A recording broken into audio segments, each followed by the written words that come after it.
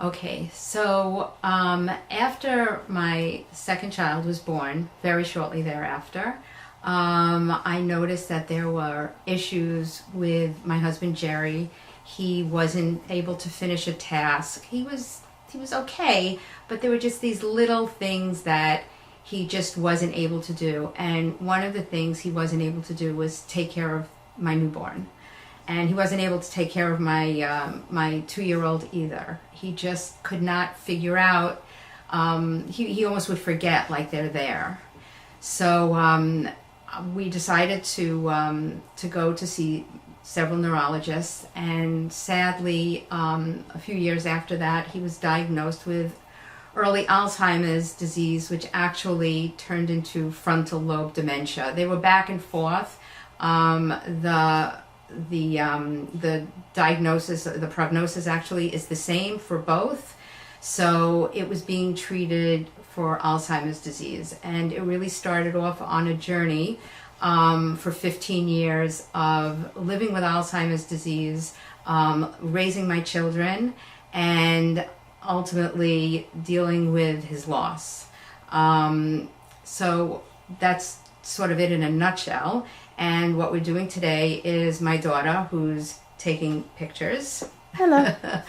We're actually doing the video, not so much taking pictures. And she will be asking me questions, and I will be giving answers. And I really hope that whatever I could provide for you will help you and guide you through your journey, and hopefully provide some comfort to you. How did you feel when you heard the diagnosis of Alzheimer's? Was it a complete shock, or was it something that you began to notice beforehand? So that's not a one yes or no answer. I had a feeling there was something wrong, for sure. There was no doubt. I didn't know what it was, but I didn't know that it was Alzheimer's disease. So when we started going to neurologists, and I will tell you that if you're dealing with this, try not to be afraid. Just take the leap, go to the neurologist, try to find out what it is. A lot of times they couldn't give us an answer. They just felt that they weren't sure, because we had it very, very early on that we were seeing doctors. And finally, actually what happened was one of the doctors that we were using was not available. So we used the doctor who was available, who we didn't even know. And he actually called me, and the way he worded it, which was not great bedside manner, put all your finances in order. Your husband has Alzheimer's disease. And he told me this at work.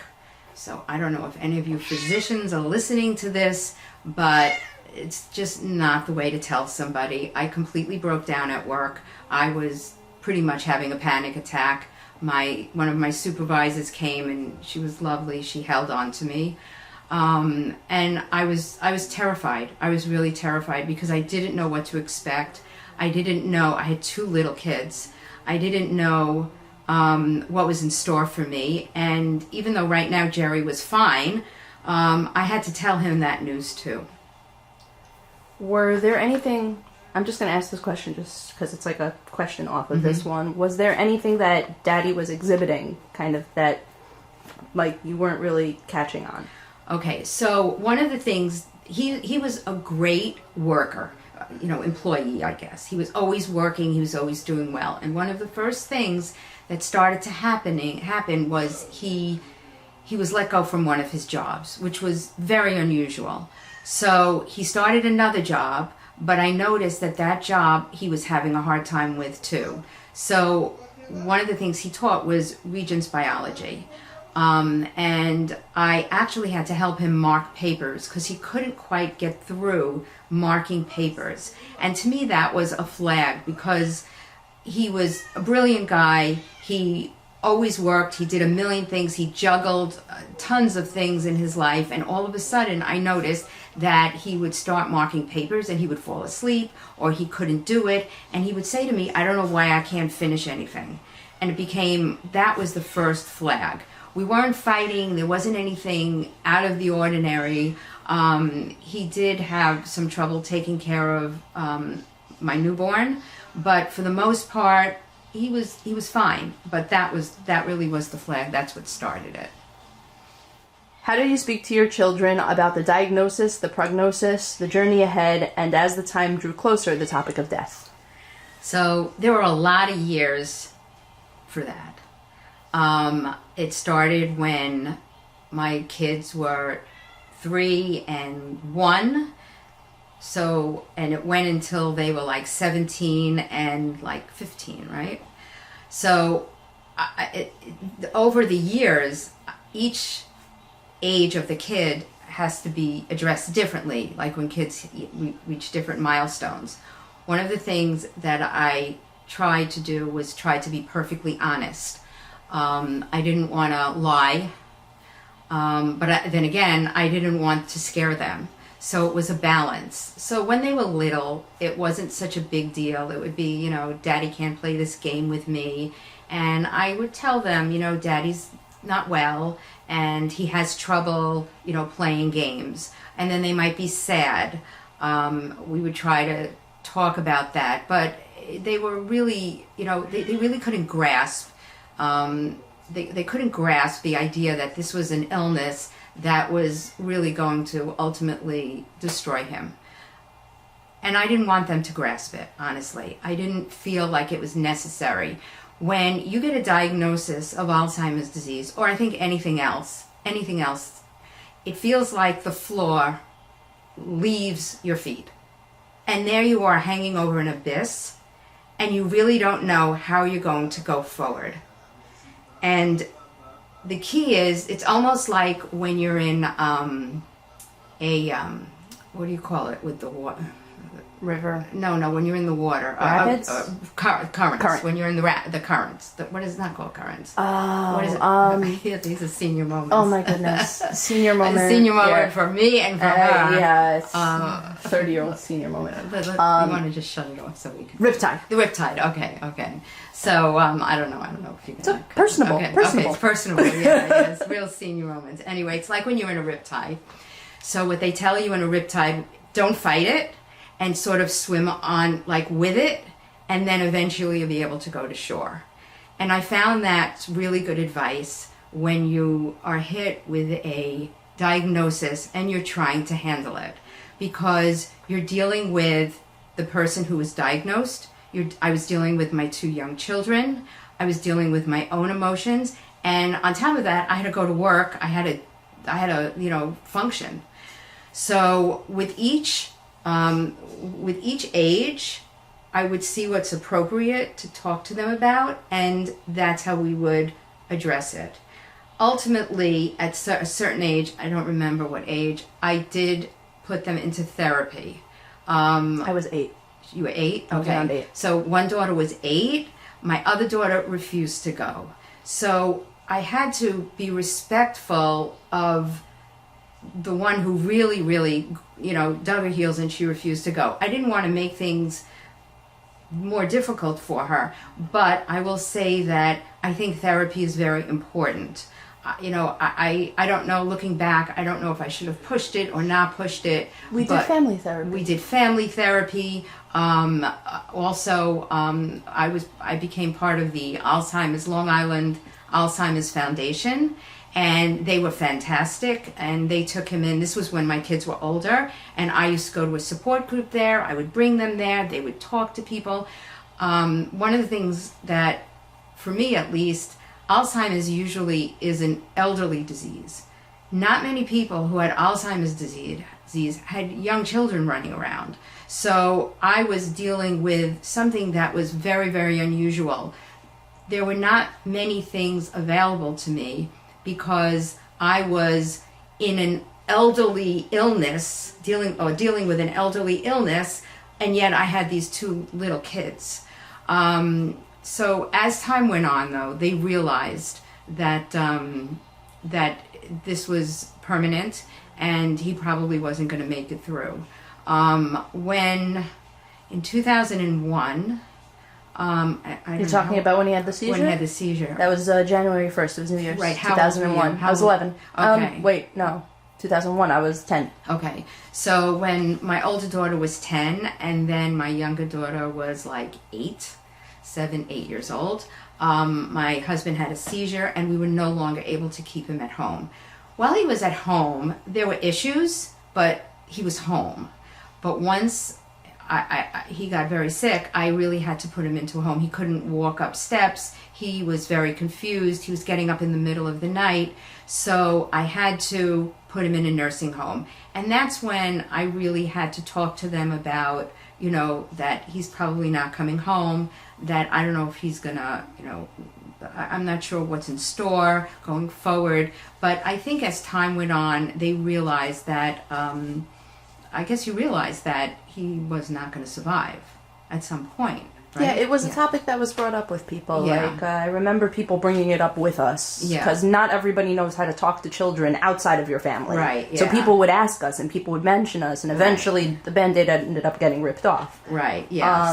So it was very difficult. It was very heartbreaking to watch, because he was such a great guy, and it was unfair that my kids could not get to know him, and that he could not get to know my kids, who were also great.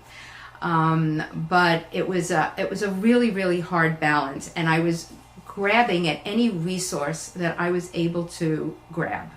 Not a lot of stuff was available. This was a long time ago. This was like 14, 15 years ago. Right. Actually longer, because he passed away 15 years ago. So it was almost like 20, 25 years ago. There wasn't a lot out there.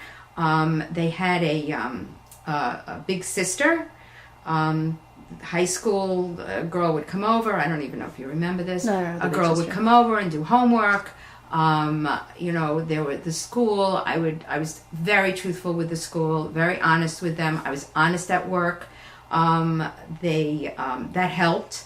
Yeah, Toya also. Right. I had an aide who also helped with my kids, as well as Jerry. So for me, talking to my children, it really depended on what age they were.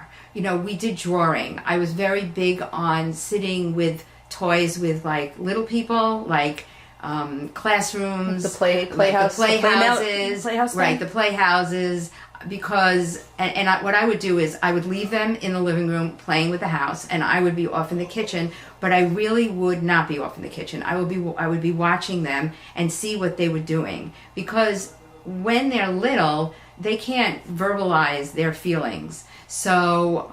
It was Barbie, I think. It could have been Barbies too, right? Barbies. So it was just, I needed them to use their dolls, to use their drawing, to act it out.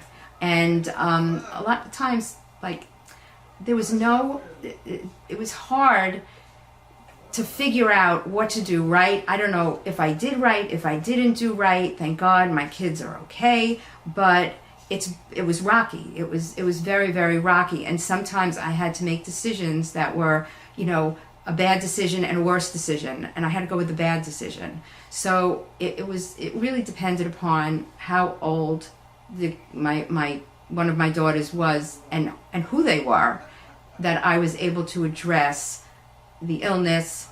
We really didn't talk about the prognosis so much. I think it was so drawn out that we picked up on it on our own. Like, it wasn't like a 1, 2, 3 kind of situation. Yeah. It was so drawn out that a lot of things, like when eventually he started moving into, like, diapers and stuff like that. Yeah. Like, I remember it was just like, I was so used to it already that I just remember it being a thing. Right, yeah. So it went on for 15 years. The only thing I think, how did you, I think this is an important question in general, how did you talk to my friend's parents about it? Because I remember I had friends over, and I think that's actually an important thing, because, like, they were my age too, and they were being exposed. Right, yeah. And I remember at one time Daddy picked somebody up, and there was... Yes. So I was very transparent with your friend's parents. I told them exactly what was going on. I told them if they weren't comfortable having their children over to the house, that was 100% fine. But I would always be there. I would never leave him alone with anybody, because I just didn't know if things were going to turn. And also, I was being responsible for other children. I was, we had sleepovers. We had kids over all the time. My house was really open. It was warm. I just made sure everything was fun and comfortable. But I was transparent to any adult. I was very forthcoming. I didn't want anyone to say, what's going on, or assume, or think, that, something was what it was not. I think that it's very important here, and for anybody who's dealing with any kind of illness with children, that you be as honest as possible without being scary, and supportive, and saying, we're going to be here for you, and I won't like let you down. And one of the things that I think is very important for a parent to do is to always be there. You have to make a routine, have dinner after after school, try to sit down and do homework. Kids are going to beat you up. They are going to absolutely beat you up, but you have to dig in your heels and you have to be there for them, because what they're going through is way worse than you're going through, because they're kids. You're an adult. And you have to say, listen, you can not hit me physically, you could throw words at me, and you could, rant and rave, and you can act out at school, and you can act out with your friends, but I will always be here. That is a constant. And I think that, I would hope, I don't know, did you feel that? No, for sure. Okay. Absolutely. Right. We never had this is new for us too. But I also remember, like, for people who are wondering, like, with their kids, as a kid, my friends didn't, like, there was no situation where my friends were mean about it to me. Like, the way that you did it was very, I also was blessed with really great friends, but, like, I remember, like, they were just like, okay, like, they would come over, they were just like, okay, like, Chava's dad is, like, sick, the end. And, like, they would come, and, like, my dad would do some silly stuff sometimes, and it would be, like, funny, and we'd joke about it. But it was very lighthearted, even if, like, something was gross, or if something was, like, not 100%, like, they just embraced it. Like, we didn't make it so, you didn't make it so scary, and you weren't so on top of us with Daddy. Yeah. That it just seemed like he was an adult that was a little off. Like, we knew he was sick, and he was a little off, but, like, none of my friends didn't want to come over. Mm-hmm. And I don't know if that's a testament to my friends, or if that's, like, to the atmosphere, or a little bit of both. I made sure the house was warm, open, always had food. Yeah, we like homemade food. Just always made sure that it was a warm and open house, because I think that my kids really needed that, most important. Yeah. Okay. Were there any specific activities or rituals that brought comfort to you, your husband, and children throughout his illness? So, it was hard to have rituals with Jerry, because with Alzheimer's disease, every day is different. One of the things that I think we all did in our family is we happen to have great senses of humor. We really have a great sense of humor, the whole family. My husband was always telling jokes. He was always singing. My kids were laughing all the time. I think I have a pretty good sense of humor. No? I have a sense of humor. You laugh at our jokes. Yeah, I am the fall guy. You get our jokes. Yeah, I get the jokes. But I think that was very, very important. So when something would happen, either Jerry would make a joke, or I would make a joke, or my kids would make a joke, and we needed laughter. Some of the routines I did, or the rituals, whenever I used to cook, we used to dance in the kitchen. It was very important. So I would put music on, I would be, preparing food, and then some rock and roll would come on, and then we would dance in the kitchen. That was a big deal. I really loved it. It lightened up the moment. It brought fun into the house. As a matter of fact, my kids, as they got older, we continued to do it. And they took pictures, and it became a thing. Another thing we did on Friday nights, we did something called Reading Buddies. So I wasn't so particular if my kids wanted to get in bed with me. I just felt that if they needed the comfort, it's fine. Nobody stayed in bed with me every single night for 10 years. It didn't happen. So we would climb into bed, and I would be in the middle because my kids fought, and they would read. We would all read. So it would give me some downtime to read, and then they would read, and it was just like a warm, loving atmosphere. Another thing, on Friday nights, we would have dinner. In the beginning, we would feel, I used to make them dress up, but as time went on, they can come in their pajamas on Friday night. I really didn't care. During the week, we would have dinner after school, so it was, quick dinner, and then we would have to, do homework. But on Friday nights, it was a special night, and we would we would spend a lot of time at the table talking. We would do puzzles. What else did we do? So I was actually thinking about this because you mentioned the rituals before. There were the things that we did that involved Daddy. So like even though like it got to a point that he was not there fully anymore, right. Birthdays and Father's Day, we would always buy a cake and we would go visit him and we'd make him birthday cards. Yes. So we would always do, actually when he turned 50, I threw him a big birthday party. I don't know if you remember that one. He turned 50. He was not well. He was diagnosed in his 40s. Oh, wait, I do remember. And maybe it was 55. No, it was 50. It was 50. It was the big one at the house, right? A big birthday party with all his friends and family. I kind of knew it was going to be the last time we were all going to be together like that. But he really loved it. He really enjoyed it. And I remember it now. Right. Yeah, that's right. So I always celebrated birthdays. I celebrated Father's Day. My kids would bring him little gifts. It was hard to bring him into any of the rituals because he was not always there. He was not always like present. So, but he would be present at times, and then he would realize he wasn't always present, and it would make him feel very sad. So we did our best to these Friday night dinners. We did our best to, make him part of it as much as he wanted to be. Most of the time he was. We also used to do Kids on Broadway. I remember that. We used to do Kids on Broadway. We used to take and Jerry came too, and we would go into the city and we would go see a show and get your gun. And have dinner.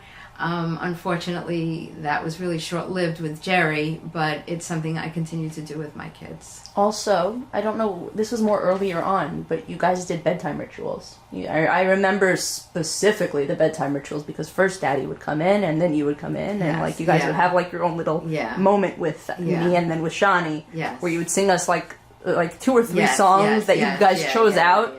He did the Mickey Mouse jump up and down thing. And then he'd put me to bed. Yeah. He used to come in. Yeah. He used to come in and do that. How did you find moments of joy or connection with your husband during the challenging years of Alzheimer's?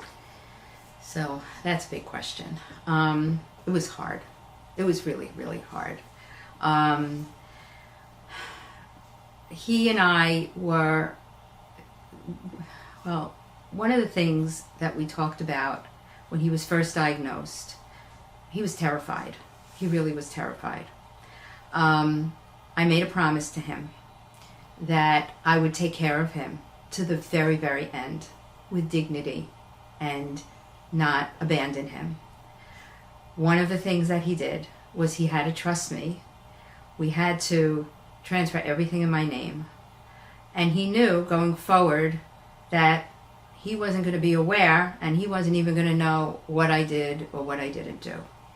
But I really promised him, and I think that sort of drew us closer because I really felt that, I think it was one of the strongest promises I ever made in my life, but I actually did achieve it. I was with him until the very, very end. I took care of him with absolute dignity. I think I did the best for him with everything. Always put him, I can't say I put him first because I had children, but I always put him second. And we try to enjoy the simple time as much as possible. It was hard because he was not always present and he was scared and there were a lot of emotions. We did go for therapy. I will tell you the stress factor was very, very bad. There was one day, and I just didn't know what to do with myself. I had 2 kids. I was working. I had a husband who I knew was not going to be around, and I had a panic attack, and I literally jumped in my car and I drove. I was never coming back. I'm done. I can't do this anymore. Of course, I pulled over and I just screamed and screamed and screamed and screamed. And then I turned around and I went back. Never happened again, but I just felt like trapped. I felt terrified. I did put myself into some therapy. I can't say that, I mean, there were moments of joy, but as far as specific things that I did, most of the joy came from my children. On really bad days, I would just want to be with them, want to spend time with them, read to them, just have them in the same house with me. My kids can always tell you that I always love it when my kids are sleeping in my house and everything is like, I know where everybody is, because it was just, Jerry and I really could not find joy because his mind was just not available to do that. He would try to clean up, he would be sad a lot of times because he knew that he was trying to do things, he was trying to please me, and it was just, sometimes it would just make things worse. We would fight, and then we would make up because he was sick, he couldn't help it. I did my best to bring in therapy, not therapists, aides. People volunteered, they came, they drove him to classes. It was very hard to find joy during that time. It really was. As far as myself, I would go to work, which was sort of a reprieve. I would walk on the boardwalk. I worked actually on the beach. So I worked in an office on the beach. I didn't work on the beach, but I worked in an office on the beach. Yeah, I was not a lifeguard. So the boardwalk was really right outside my door, and there were plenty of times I would walk that boardwalk up and down. It could have been 10 degrees. I was still walking that boardwalk because I found that being at the beach, being with the waves, it just sort of gave me comfort. There was not a lot of stuff I was able to do. I was taking care of 2 children. I was the breadwinner. I was taking care of my husband, and it was not my time to, go out. I just had to be there for everybody. It was really very, very important. And honestly, I would not have done it any other way. Sometimes I think you got to sort of like, just do it and not, walk away because lives are depending on you. How did your support network of friends, family, and community contribute to your ability to cope with the challenges of long-term caregiving? Okay, I was very lucky. I was beyond lucky. I had an amazing support group, and actually it came out as a surprise. For starters, I had a community that when I sort of like revealed that Jerry was not well and I needed help and I needed somebody to, take him to classes or wherever, or to shul, people stepped up. Somebody once told me that your friends might not always be there for you, but strangers step up to help out and they're all in. So one example in particular, I needed somebody to take my kids off the bus. I could not get home in time to take my kids off the bus, and in the morning I needed like that time in the morning to drop them off, so at a place where the bus can pick them up so I could make it to work. I went down the bus route and I called everybody on that bus route, and everybody said no except one person. This person not only took my kids off the bus at night and took my kids in the morning, but she told me, listen, take your time, get a manicure, do whatever you want to do. My housekeeper will give them dinner. What became out of this person, Amy, we became inseparable friends. probably for the rest of our lives. Our kids became friends. I did not know her at all. She did not know me at all. But she stepped up in an amazing way that enabled me to get to work, to breathe. Just I could never, ever imagine that somebody would do such a kindness for me. The community itself stepped up. They would bring dinner. They would take care of my kids. They were so helpful. I will always be beholding to the Five Towns community for the rest of my life. I would not have been able to survive had they not rallied around me. So for people who are listening to this, reach out. Don't be afraid to reach out. If you don't reach out, you're not going to be able to do it. Reach out to your shul, your church, an organization. We had the Alzheimer's Foundation people who were reaching out to me. We had the synagogue who they were helping us out. I had a rally of like a group of friends who rallied around me, who helped me. I once had somebody send me $100 in the mail, just like that, with no name. People would drop off food. People would watch my kids. They would be on the avenue and they would be shopping, and somebody would call and say, I saw your daughter. She was at blah, blah, blah, wherever, a store, and I just want you to know she's okay. Those things to me were absolutely priceless. And I will tell you, I would not have been able to do this without community rallying around me, without community helping, really hands-on. There was another time when Jerry was, he was in a nursing home, and it was a very bad nursing home.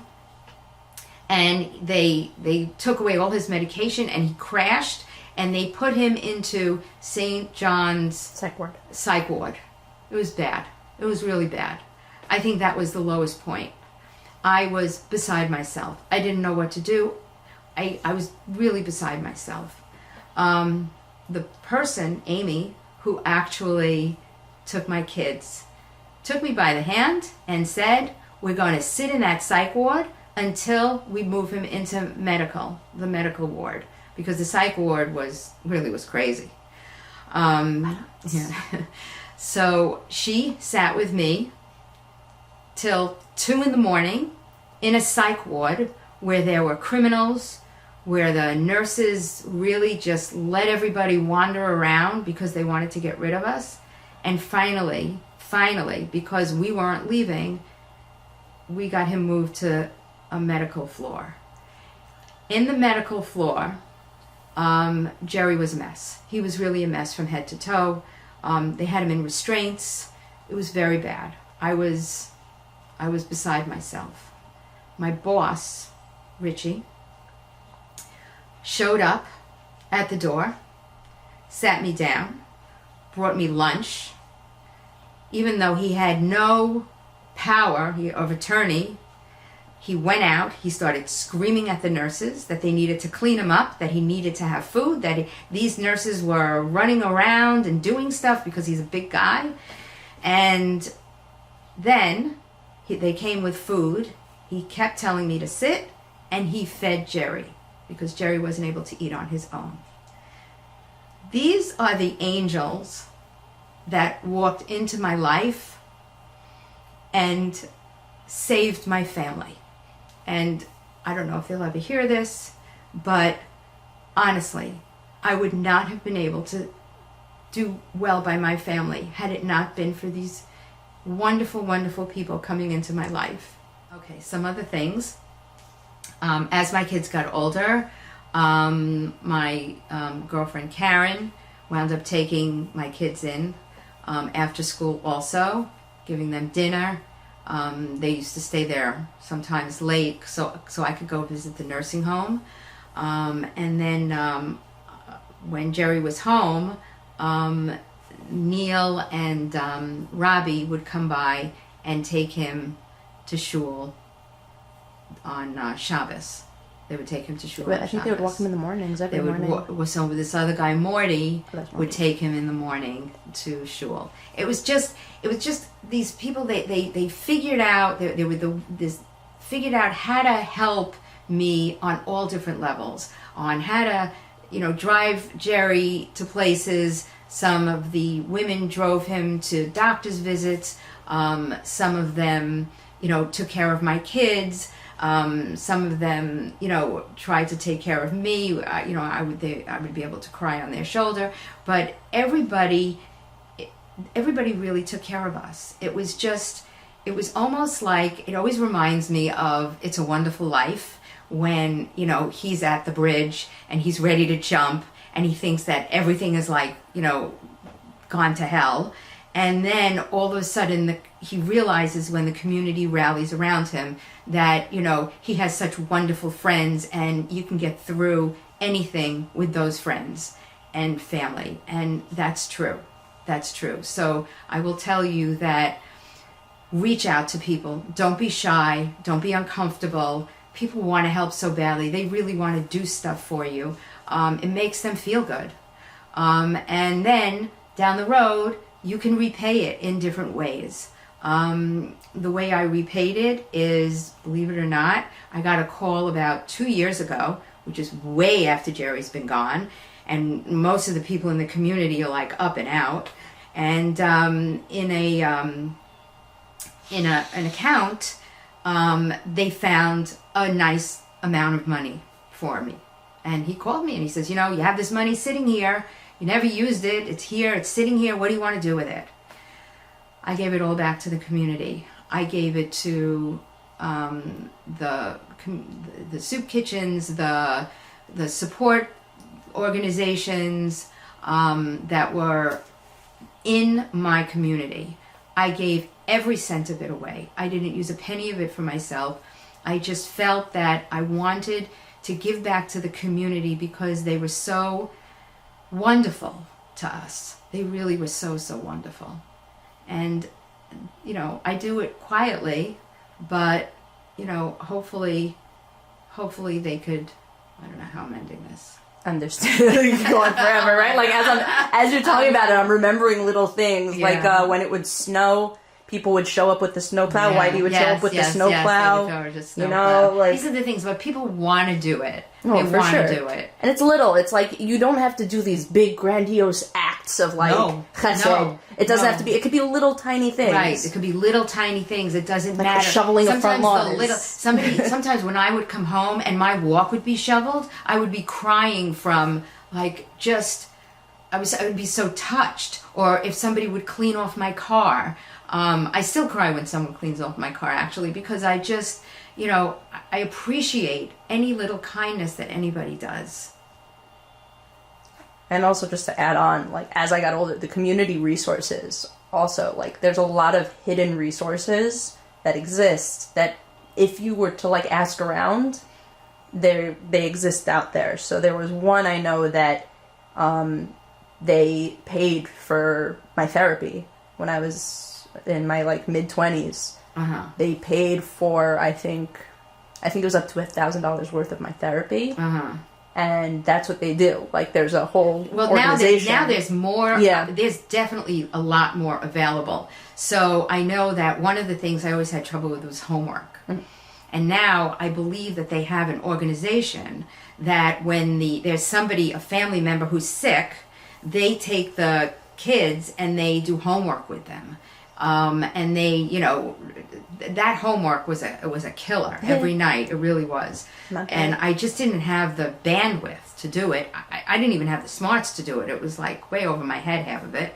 But it was just very hard to come home after a day of, feeding Jerry, working, and then having to do complicated math. It was just very, very hard. But now they have a lot more organizations that are available to people. And I would say that even though that my husband suffered from Alzheimer's disease, and let's say somebody else's spouse suffered from cancer, it didn't matter.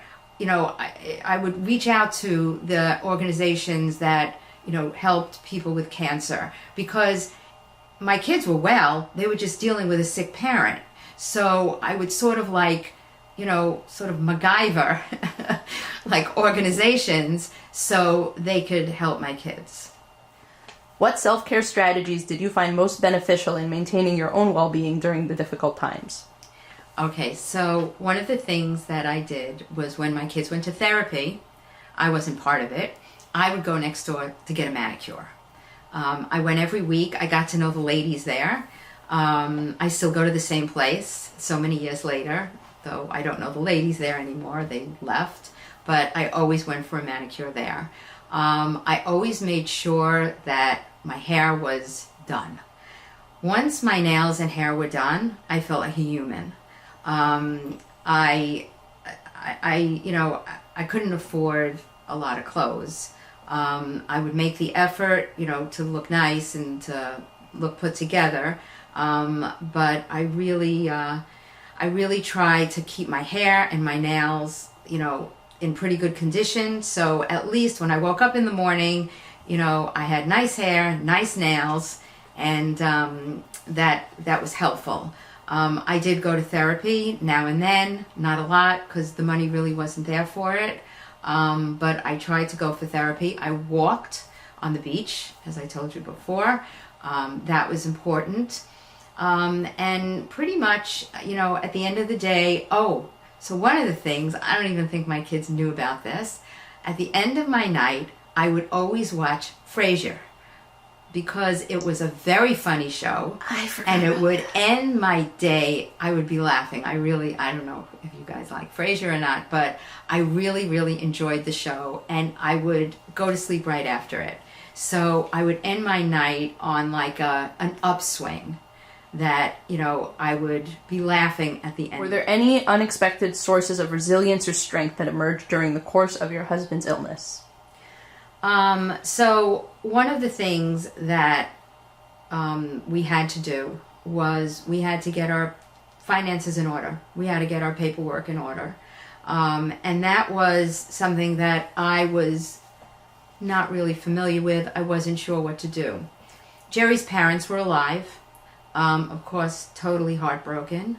One of the things that they were able to do was they were able to form a special needs trust for Jerry, so we could put his money into there and it wouldn't be like sucked into anything else. I had some serious financial issues that I had to deal with. One of the things that happened to him was when he was sick, he was fired from a teaching job. New York City public school teaching job.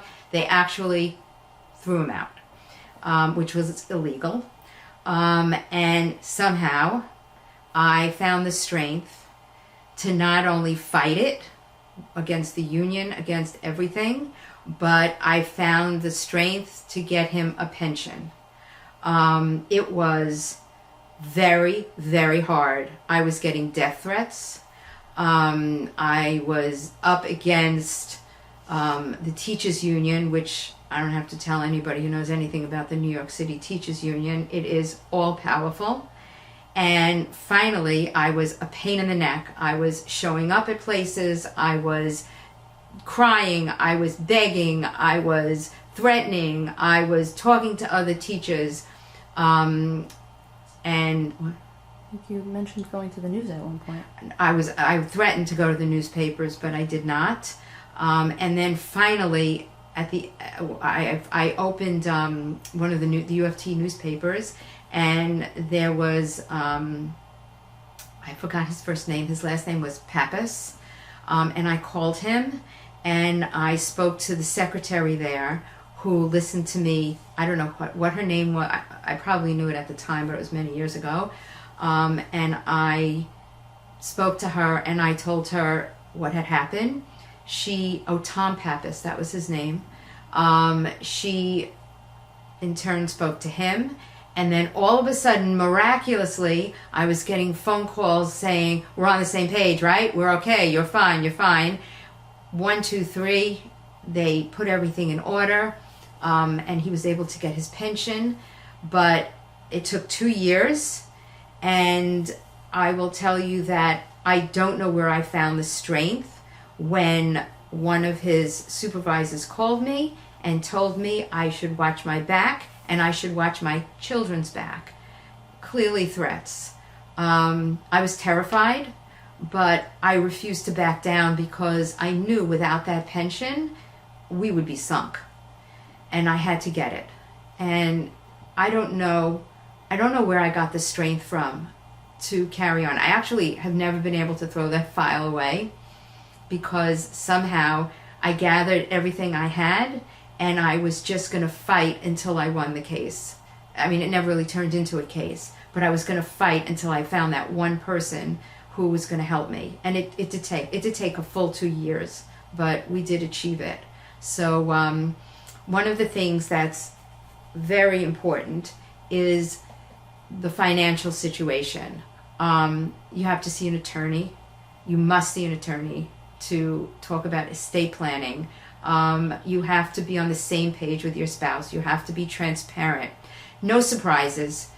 The worst thing about an illness is that there are so many surprises. Like I said, the floor falls out from underneath you, and there are so many surprises, but you don't want any more surprises going forward. So you have to be transparent about where's your money, what's going on, how are we going to manage this? How are we going to deal with our kids? They're very hard conversations to have with your spouse. There's also proxies, there's power of attorneys. All these things are really, really important. I used every single one of them. For those people who have whose spouse, where the parents are still alive, or where maybe you have a child who's not well, these special needs trusts they saved us. The special needs trust. It's very, very important. Does the trust have a name? It's called a special needs trust. Yeah, very, very important. See an attorney. Go for the consultation. While it's money, it's going to save you down the road, and it's really important not to push it off. But I would say that that's where my strength came. I once heard a story. It was a story about a guy who was talking about how to deal with crises, and he said he was a runner, and he would start to run, and he would see miles down, and he would say, I am never going to be able to do this. But then he would say, well, I'll run to the lamppost. And then he'd say, well, after this, I'll run to the tree. And then he'll say, I'll run to the light. And sometimes that's the way I get through my life. I would say, okay, I woke up in the morning, we're going to get through breakfast, and then I'm going to go to work, I'm going to get through work, and then we're going to, get through dinner and somehow get through homework. And at the end of the night, if I had to cry, I would cry, and I would say, tomorrow morning, I just have to deal with tomorrow morning. So you never know where things are going to wind up. You don't know who's going to walk into your life and help you. You don't know, you're going to, you think, oh my gosh, how am I going to do this? How am I going to do that? What's going to happen here? But you don't know, something might happen that you haven't even thought of, that you haven't even considered. A medication, a friend, a person, money. You just don't know what the future brings. And sometimes that's a good thing, and sometimes that's not such a good thing.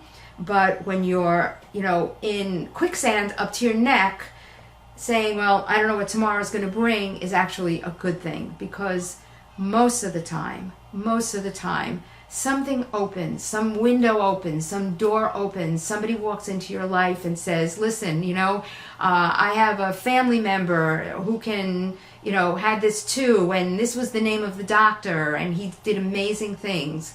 So it's hard to say, but when you're initially diagnosed, or when the diagnosis comes through, you just have to have faith. You just have to have faith in God. You have to have faith in people. You have to have faith in your family. And you have to find that strength to continue to have faith no matter how bad things look. What would you say to the people who are in denial of their spouse or parent suffering with Alzheimer's and are terrified of losing them while still having them physically in this world, facing all of the unknowns surrounding this illness? So that's a big deal. It's so easy to be in denial. It's really so easy. You get up, something happens, you look the other way, you go about your day, but in the back of your mind, it's like a little pick. This is not right. That you know it's not right. You know in your soul that it's not right. It's almost like jumping off of a cliff and you really don't know what you're going to hit below. One of the things that I find that's very important is that you have to try to summon the strength from somewhere, and you have to go to the doctor. You have to take them to the doctor, because you're not going to be able to go forward with anything until you get a proper diagnosis and a treatment plan. You're just not going to be able to move forward. You will always be in that fear, that fear, that the floor already, you know that something's wrong already. You know that there's a problem, but it just starts to snowball, and then what happens is it gets to a point where you can't deal with it, and it becomes a major crisis. I would say that, people who have parents who have Alzheimer's disease or any kind of dementia, it is very hard to get those people to a doctor. They don't think they're sick. They don't think they have a problem. That's a very hard thing to do, and you're not always going to be able to succeed with that. But as long as you're aware that there's a problem, and as long as you're aware that, eventually it needs to be fixed, it's a different story. You just need to be able to have all the facts and be able to, you don't have to actually do something about it. You can actually have somebody else help you with that. So if you have a spouse who's showing signs of dementia, very, very scary. Say to a friend, a sibling, somebody, I think he needs to go to see a doctor. I need somebody there with me. Go with somebody. There will be somebody who can help you out. And I'll tell you, most of this time, it's a stranger. Most of the time, people who are going to help you are strangers. Call the Alzheimer's. Actually, one of the first things I did was I called the Alzheimer's Foundation. I needed to know what I needed to look for, where I needed to go. That's pretty much where I started. The Long Island Alzheimer's Foundation was a huge resource. I went there without Jerry, without even knowing that he was diagnosed. I took notes. Anyway, we went to see neurologists, but you're going to wind up, the problems don't go away in denial. They don't. Whatever your problem is. It's always going to be there. Sometimes I have a problem and I say, I think I'm going to go to Florida for the weekend. And I go to Florida for the weekend and it's very nice. I sit on the beach. I have my pina coladas, whatever. But guess what? When I come home Monday, that problem is still there waiting for me. And it's not changing. So the problem isn't going to go away. The illness is just going to wind up getting worse. And you just need help. You just need somebody to hold your hand to get you over the hurdle of actually diagnosing something you probably already know. Most people, So it's just getting you to the point of bringing it to the forefront. In this day and age, with the internet, Jerry, there was no internet. There was no resources. I was actually thumbing through books.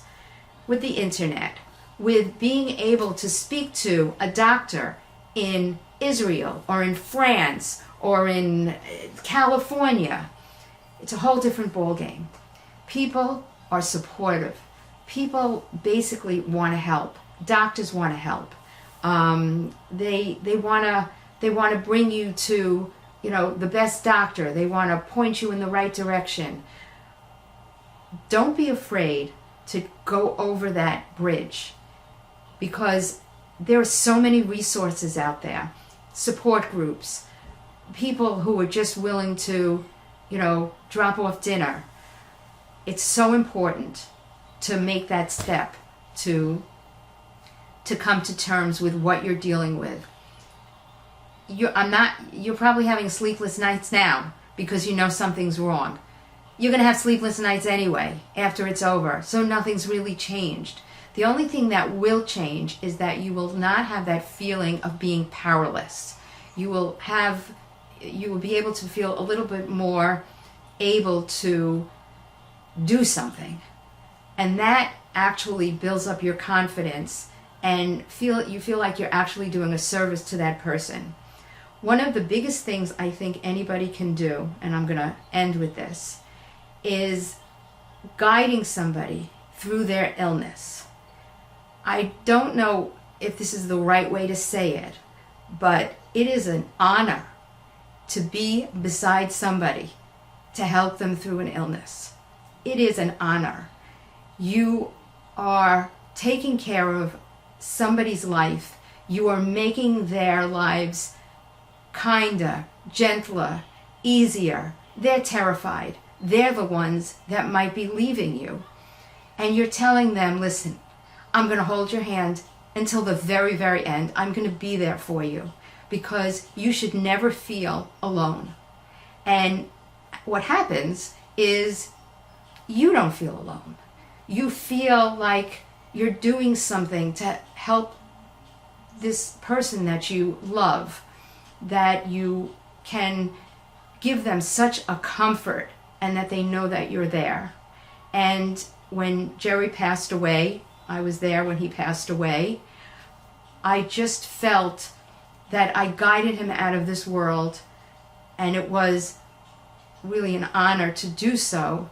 And I'm glad that I was able to show him the love, the dignity, the respect, everything that he deserved. He was a really, really good guy.